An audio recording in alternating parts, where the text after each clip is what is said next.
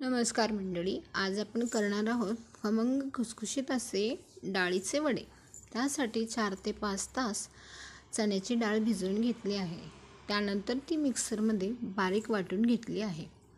त्यात आलं, लसूण, मिरची आणि जिऱ्याचा ठेचा घातला आहे। एक मोठा कांदा बारीक चिरून घातला आहे। त्यानंतर कोथिंबीर घालून व्यवस्थित घट्टसर असे मळून घ्यावे।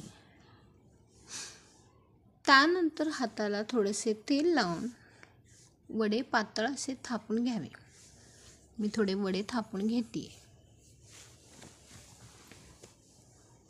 वडे थापून झाल्यानंतर एका कढईमध्ये तेल घालून वडे व्यवस्थितपणे अलगद असे सोडावेत आणि 2-3 मिनिटांनंतर हळुवारपणे व्यवस्थित असे पलटून घ्यावे।